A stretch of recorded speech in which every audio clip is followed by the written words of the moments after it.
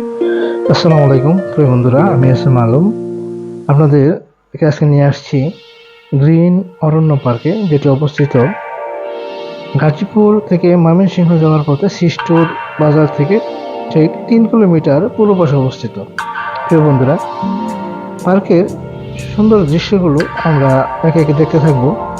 আমরা পার্কে প্রবেশ করলাম। প্রবেশ করার পর সামনে যে ফোয়ারাটা পড়বে, এই ফোয়ারার ভিতরে অসংখ্য মাছ কিন্তু রয়েছে এবং দেখতে থাকুন আর ভিতরের সবুজ মনোরম দৃশ্যগুলো একে একে আমি আপনাদের সামনে পরিচয় করে দেব।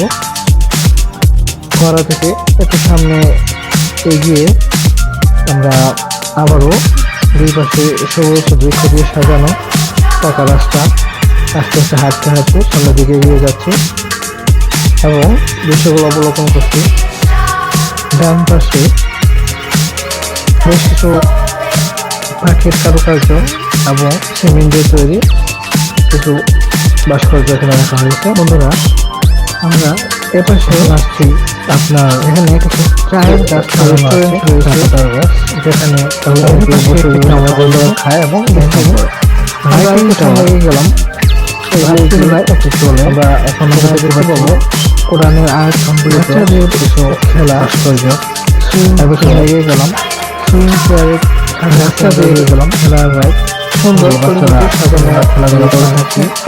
আমরা আস্তে আস্তে লোকজনের ভিড় সৌন্দর্য সৌন্দর্য আপনারা দেখেন কত সুন্দরভাবে অনেকটা সাজানো। সামনে খেলার যে ট্রেন এখানে রাখা হয়েছে।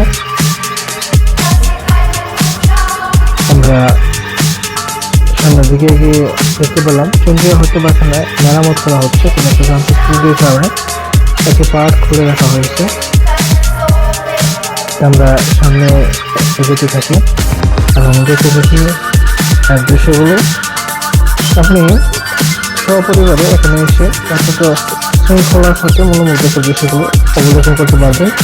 এখানে ঘাস দিয়ে তৈরি লাভ প্রতিকৃতির ভিতরে গিয়ে আমরা হাঁটতে শুরু করলাম এবং দেখতে পাচ্ছি একেবারে লতা দিয়ে সাজানো সুন্দর পরিচিত রাস্তা।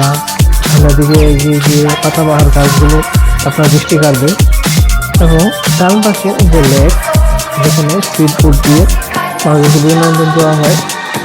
লেকের পাড়ে বসার মনোরম পরিবেশ, চোখ ধাঁধানো সৌন্দর্য আমরা একে একে দেখতেছি। এটা হচ্ছে ওয়াচ টাওয়ার। ওয়াচ টাওয়ারে বসে কিছুক্ষণ বিশ্রাম নিলাম এবং উপর থেকে দৃশ্যগুলো সুন্দর দেখলাম।